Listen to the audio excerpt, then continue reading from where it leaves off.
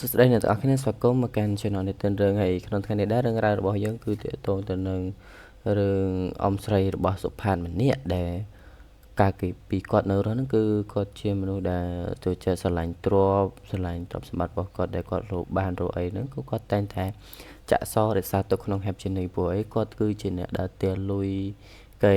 ដែលអ្នកដែលជពាក់គាត់ហ្នឹងគាត់ទាបានគឺគាត់យកមកសន្សំទុកក្នុង Hep ហើយនៅពេលដែលគាត់ចែកឋានទៅហ្នឹងសុផានក៏គាត់អត់បានដឹងថាអ៊ំស្រីរបស់ខ្លួនឯងនឹងចែកឋានទេគាត់ក៏បានទៅលួចមើលអ៊ំស្រីរបស់គាត់ដោយសពដងអញ្ចឹងអ៊ំស្រីរបស់គាត់គឺមកដល់គឺគាត់តែងតែបោះសង្អាននៅហេបរបស់គាត់ឬមួយក៏មុនចាក់ចេញក៏គាត់បោះសង្អានម្ដងដែរព្រោះគាត់ជាអ្នកស្រឡាញ់ទ្រព្យអីចឹងអ្នកនរគ្នាហើយសុផានទៅលួចមើលក៏ស្រាប់តែឃើញអាការៈរបស់អ៊ំស្រីរបស់ខ្លួនឯងក្នុងថ្ងៃហ្នឹងគឺវាមិនដូចសពដងគឺមានអារម្មណ៍ថាខុសប្លែកពីធម្មតាគឺសុផានអត់ដឹងថាអ៊ំស្រីរបស់គាត់គឺត្រូវបានគេបាញ់ស្លាប់នៅតាមផ្លូវដែលទៅទាលុយគេនឹងទេហើយក៏មានអ៊ំស្រីម្នាក់គាត់ក៏មកហៅសុផានហ្នឹងសួររកម្ដាយរបស់សុផានប៉ុន្តែសុផានក៏ប្រាប់ថាម្ដាយរបស់គាត់ហ្នឹងទៅអ៊ីវត្តបាត់ហើយ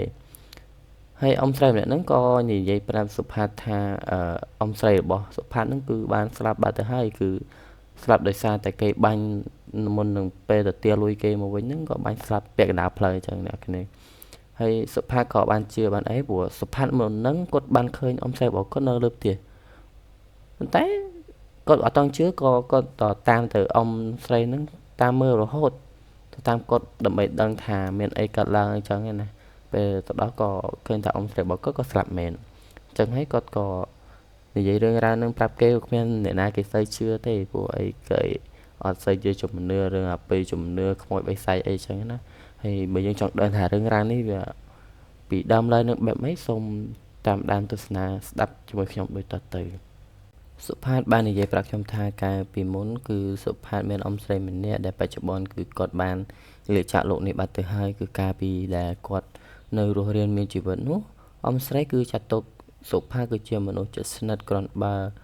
រឿងមានប្រាក់កាសអីគាត់ដឹងគ្រប់យ៉ាងអញ្ចឹងហើយគិតដឹងតែពីចូលតែបើចេញអីគឺរឿងពិបាកបន្តិចហើយរឿងលុយកាសហ្នឹងគាត់បានរក្សាជីវិត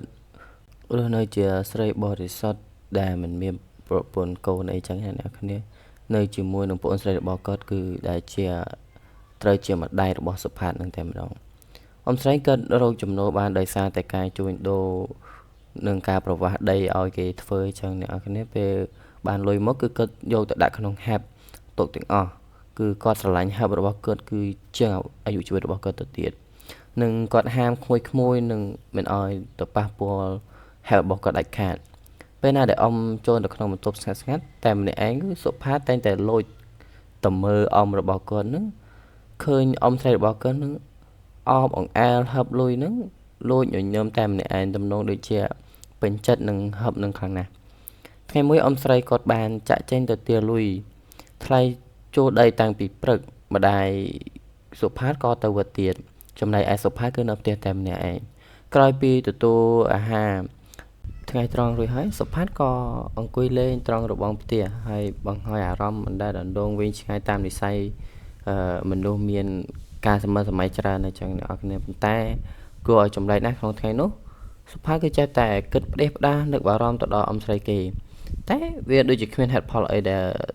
ឲ្យសុផាតនឹកទេប៉ុន្តែសុផាតចេះតែមានអារម្មណ៍មួយថានឹកអ៊ំស្រីរបស់គាត់ដូចជា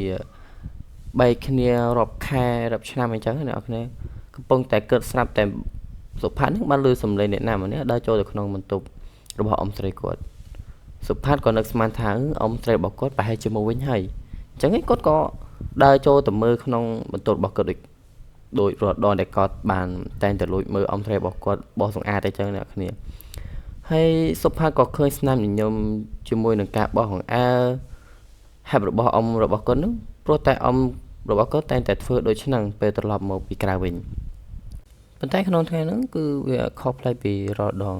សុផាតបានឃើញអ៊ំស្រីរបស់គាត់នឹងឈរអប់ហឹបដោយស្ងៀមស្ងាត់ក្បែរហឹបរបស់គាត់គឺអាកប្បកិរិយារបស់គាត់គឺបដូរច្រើនណាស់គឺខុសទៅខុស100ដឺក្រេហ្មងអ្នកនរគឺសុផាតគិតថាថ្ងៃនេះប្រហែលជាគាត់ប្រមូលលុយមិនសូវបានហើយបានជាគាត់ក៏មិនសូវស្រួលខ្លួនទៅធ្វើឲ្យគាត់មានអារម្មណ៍ថា មិនសូវសប្បាយចិត្តយ៉ាងនេះឯងកំពុងតែនឹកដល់ចម្លែកក្នុងចិត្តចំពោះអាកប្បកិរិយារបស់អ៊ំស្រីគាត់នោះស្រាប់តែឮសំឡេងអ៊ំផេនអ្នកភូមិស្រីហៅនៅមុខផ្ទះសួររំដៃរបស់សុផាតក៏រត់ចេញទៅប្រាប់គាត់ថាម្ដាយរបស់គាត់មិនបាននៅផ្ទះទេគឺគាត់បានទៅអីវត្តបាត់ហើយនៅតែអ៊ំស្រីរបស់គាត់ពេលនោះអ៊ំផេនស្រាប់តែចម្លោដៃចង់វាយក្បាលរបស់សុផាតស្ដីឲ្យសុផាតថាសុផាតនៅនិយាយលេងចឹងបានទៀតគាត់និយាយថាអ៊ំស្រីរបស់សុផាតនឹងត្រូវបានគេបាញ់ស្លាប់នៅពេលដែលត្រឡប់មកពីទាលុយថ្លៃស្រែដល់បានពាក់កណ្ដាលផ្លូវក៏ត្រូវបានគេបាញ់សម្លាប់នៅម៉ោង11ថ្ងៃត្រង់មុននេះបន្តិចសុផាតនិយាយអ្វីមិនចេញទៀតទេគឺរន្ធត់ចិត្តនឹកឃើញដល់រឿងចម្លែកចិត្តតែម្នាក់ឯងក៏ប្រញាប់រត់ទៅមើលក្នុងបន្ទប់អ៊ំស្រីម្ដងទៀតពេលនោះក៏បានបង្ហាញថាមានតែភាពទទេចេះគឺមិនមានអ៊ំស្រីរបស់គាត់នៅក្នុងនោះទេហើយសុផាតក៏នឹកឃើញថាចុះរូបភាពដែលគាត់បានឃើញអំបើមិញវាយ៉ាងម៉េចដែរចិត្តមួយទៀតនៅតែមិនទាន់ជឿថាអ៊ំស្រីរបស់គាត់បានស្លាប់ឡើយហើយគាត់ក៏បានដើរទៅជាមួយអ៊ំផេនហ្នឹងទៅដល់កន្លែងកើតហេតុស្រាប់តែឃើញអ៊ំស្រីរបស់គាត់គឺបានស្លាប់ពិតមែនហើយរឿងនេះដែរគឺជារឿងដែលតាក់ទងទៅនឹងវិញ្ញាណមុនពេលស្លាប់គឺវត្ថុដំបូងដែលគាត់គិតដល់គឺមុនគេគឺហឹបលុយរបស់គាត់ហ្នឹងហើយក៏ខ្លាចមានអ្នកណាមកដណ្ដើមយកទៅបាត់អីចឹងណាគឺធម្មតាទេគឺយកដូចដឹងស្រាប់ហើយកាលពេលដែលអ៊ំរបស់សុផាដែលគាត់នៅរស់ហ្នឹងគឺគាត់ស្រឡាញ់ហឹបហ្នឹងដូចតែបាននិយាយខាងលើគឺគាត់បានអឺស្រឡាញ់ហឹបហ្នឹងបោះសង្អាតហឹបហ្នឹងប្រៀបឲ្យដូចជារបស់ដែលមានតម្លៃបំផុតគឺគាត់បាននិយាយថាគឺជាងអាយុជីវិតរបស់គាត់ទៅទៀតអញ្ចឹងហើយក្រោយមកសុផាក៏បាននិយាយហេតុការណ៍នេះប្រាប់គេឯងប៉ុន្តែគឺមិនសូវមានអ្នកជឿលើគាត់នោះទេតែបើសម្រាប់សុផាគឺគាត់ដឹងច្បាស់ណាស់ថារឿងនេះគឺជាការពិតគឺគាត់បានជួបមកខ្លួនឯងគាត់បានឃើញខ្លួនឯងផ្ទាល់អីចឹងអ្នកនរគ្នាអញ្ចឹងគឺថាវិញ្ញាណមុនពេលដែលគាត់ស្លាប់គឺគាត់ស្រឡាញ់វត្ថុអីមួយអញ្ចឹងគឺគាត់តែងតែនឹកបារម្ភទៅកាន់វត្ថុនឹងមុនគេហើយគាត់ក៏បានមករស់នឹងហើយសម្រាប់រឿងនេះដែរគឺបញ្ចប់តែត្រឹមហ្នឹងសូមអរគុណទៅកាន់បងប្អូនអរគ្នាដែលបានស្ដាប់តាំងពីដើមរហូតដល់ចប់សូមអរគុណជួបគ្នានៅវីដេអូក្រោយបាយបាយ